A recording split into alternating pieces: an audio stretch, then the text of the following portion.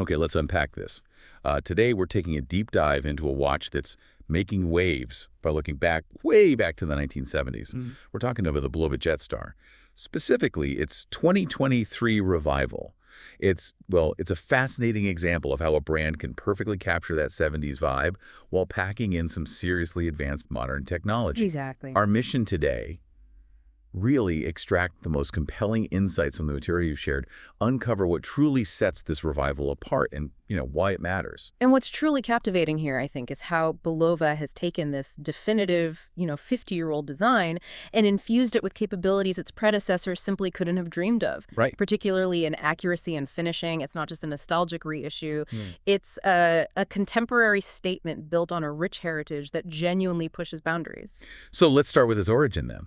The story of this revival begins, I guess, with the fact that the Bulova Jetstar was brought back in 2023. Yeah, for the 50th anniversary. Right, the 50th anniversary of the 1973 original. It comes in a trio of diverse colorways. Yeah. And from the first glance, it absolutely oozes that distinctive 70s throwback feel. Oh, definitely. With those unconventional, almost turtle-shaped cases and those boldly colorful dials. Yeah.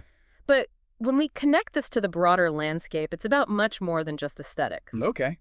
While the vibe is clearly vintage, the modern Jetstar is very avant-garde, particularly in its use of Bulova's high-frequency Precisionist calibers. We'll get into that, I'm sure. Oh, yeah.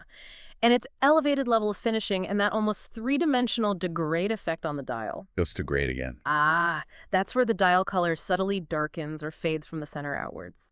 It creates this really dynamic sense of depth and vibrancy. This fusion of old and new is absolutely key to its appeal. Gotcha. Okay, moving on to the physical design then. The source describes the modern Jetstar case as more angular and multifaceted than the sort of curvilinear turtle shape of its 1970s predecessor. What specific details give it this contemporary edge while still retaining that retro feel we love? Well, that brings up an interesting point about how heritage designs are reinterpreted for a modern audience, Strictly speaking, the case is octagonally shaped. Octagonal, okay. Yeah, and it's topped with a round bezel that hugs the domed sapphire crystal. It measures 40 millimeters in diameter, approximately 45 millimeter lug to lug, and 12.5 millimeter thick. So, decent dimensions. Sounds pretty wearable. Very. And the array of polished and brushed finishes is crucial here. It really accentuates those multiple subtle edges and surfaces. It lends the Jetstar an air of luxury in addition to its unmistakable retro charm. Right. The lugs are relatively short with a 20 millimeter lug width, which helps with wearability. And the crown is kind of understated with fluted sides, all beneath that period-appropriate domed sapphire crystal. It truly balances those elements. And the bracelet, or the strap options, they also seem to have received a significant upgrade. I hear it's quite something. Yes, definitely. The bracelet is far more complex and meticulously finished than the 70s version. Awesome. It features the sophisticated multi-link design. It's got, 2 rows of thin rectangular links on the outer edges, with 2 interior rows of more squared links. Okay. All held together by the central double H-shaped links. It creates this dynamic play of light on the wrist and almost shimmers as you move. Nice. This supple design catches light in intriguing ways because of all the different brushing and polishing on its surfaces. Extra straps. Right. As an alternative, you also have color-coordinated leather straps. There's a blue one with red stitching for the white dial model. I had the patriotic one. Exactly. Or a brown one with yellow stitching for the butterscotch dial edition. These straps end in steel pin buckles, nicely emblazoned with Bulova's tuning fork logo. Now, let's talk about the dials. This is where it gets really interesting for me. The source mentioned the colors are apparently the same as the first generation in 1973, but executed in a very avant-garde, vibrant fashion. What makes them so striking, and how do the different options truly stand out? Well, the 2 unlimited models truly pop. One features a smoked red dial, Bulova calls it Merlot, paired with a steel case and bracelet. Merlot, okay. The other is a brown degrade butterscotch dial, matched with a gold PVD case. What's PVD? Physical vapor deposition. It's a modern, durable coating technique for the gold color. That one comes on a perforated brown leather strap with yellow contrast stitching.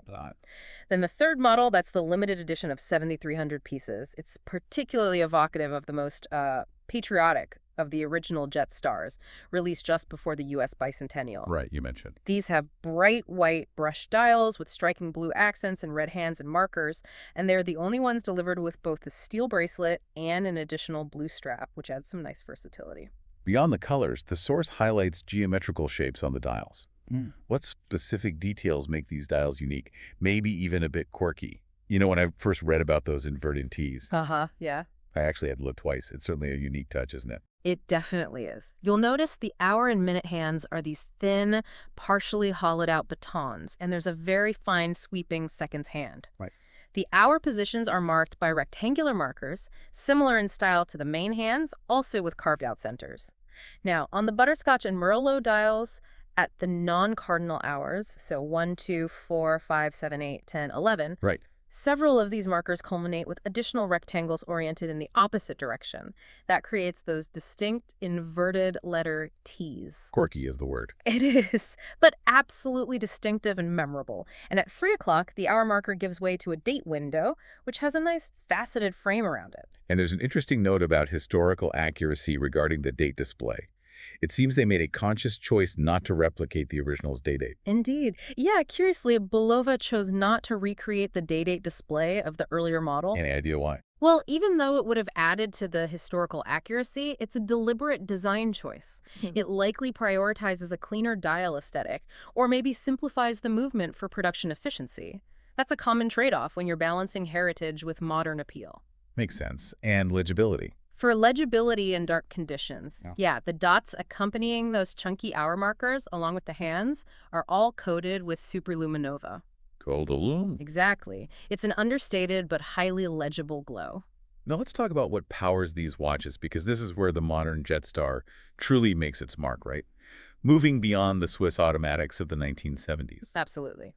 We're discussing the three-handed Precisionist caliber P102. That's an astonishing level of precision mentioned in the source. But, you know, for a watch celebrating a 1970s icon, some purists might argue a mechanical movement would be more fitting. How does Bulova justify this choice, and what does this all mean for you, the listener, in terms of accuracy and innovation? That's an excellent point, and it's really where the Jetstar shines as a contemporary piece. The Precisionist movement, which debuted back in 2010, was designed to be the world's most accurate quartz watch with a continuously sweeping seconds hand. Wow. Like Bulova's historic Accutron movement, that pioneering electronic watch from the 60s, the Precisionist, is used exclusively in Bulova watches. It represents a quantum leap in electronic timekeeping. How accurate are we talking? Its oscillator vibrates at an incredible 262,144 times per second. 262,000. That's right, which is 8 times faster than a standard quartz crystal. This equates to a precision of plus or minus 10 seconds per year. Per year. That's insane. It is. And this lightning-quick frequency is even touted right there on the dial above the 6 o'clock marker, proudly proclaiming its modern tech. Okay, wow, truly impressive. So how does this three-pronged oscillator work differently to achieve that mind-boggling accuracy? Well, instead of the standard 2 prongs you find in most quartz watches, it has 3, and it functions as a torsional resonator. Torsional resonator. Okay, basically, instead of vibrating back and forth like a standard quartz oscillator, the prongs actually twist, a bit like the swings of an electric guitar when plucked. Huh. Interesting analogy. It is, and this innovative design means Precisionist watches don't rely on external time signals like atomic clocks or need recalibration after a battery change. They just use easily replaceable lithium-ion batteries. Very practical. Exactly. And Bulova uses the Precisionist in some of its most enthusiast-targeted, vintage-inspired collections like the Lunar Pilot, the recently relaunched Super Seville, and of course, these Jetstar editions. It highlights its significance as a core modern innovation within their heritage lines. Got it. Okay. Bulova has long been known for its value propositions. Does the Jetstar live up to this reputation? Yeah. Especially considering that advanced movement and the detailed finishing we talked about. At $650, it certainly sounds appealing on paper. Yeah, that's a really good question, actually. And when we look at the pricing, it prompts a key question about market positioning. Both the steel-cased Merlot dial model on the bracelet and the gold PVD-case Butterscotch Dial Edition on leather are priced at $650. Okay. The red, white, and blue-themed limited edition, with both the bracelet and the strap included, comes in at just $100 more, so $750. That sounds pretty reasonable. It really is. At these price points, the Jetstar truly punches above its weight. A high-frequency quartz movement like the Precisionist with that level of accuracy often commands prices significantly higher from other brands. Right. So this positions it not just as a nostalgic piece, but as a serious contender for accuracy per dollar in its segment. It offers fantastic value for what you're getting. Any other versions? Yeah, shortly after these initial ones, Bulova did introduce another Jetstar edition. It was a collaboration with the Complecto community, featuring a gradient silver-gray dial. But no further additions have been noted as of this writing. Okay. So given all this, the design, the tech, the price, what does this mean for the Jetstar's future and its place in Bulova's portfolio going forward? Well, the collection has received a mostly very warm reception from both the enthusiast community and the watch media, which is always a great sign. Definitely. While it's not yet, a pillar of the brand's portfolio in the same way the original Bulova Lunar Pilot from 2016 quickly became a cult classic. That was huge, yeah. It was. But a strong foundation has very likely been laid for the Jetstar to potentially follow a similar trajectory. It suggests a strategic and, I think, successful direction for Bulova in blending their rich heritage with modern technological prowess. They're offering something genuinely compelling for today's watch enthusiasts. So we've thoroughly explored the Bulova Jetstar revival today, Mm-hmm. from its distinct 70s aesthetic and that multifaceted case design to its vibrant, quirky dials and the truly groundbreaking Precisionist movement at its core. It's been quite the journey into a watch that's both a nod to the past and a real leap into the future. Yeah, and if we consider the larger implications, the Jetstar revival isn't just a nod to the past. It's a compelling example of how a brand can innovate within its own legacy, Right. offering both that strong nostalgic appeal and cutting-edge accuracy. It really redefines what a heritage reissue can be, I think. So thinking about all this, what stands out to you, our listener, about the Bulova Jetstar's modern revival? Does its unique blend of retro charm and high-tech precision make it a must-have for your wrist? Or maybe it inspires you to explore other pieces where heritage meets innovation. What's your takeaway from this deep dive into time?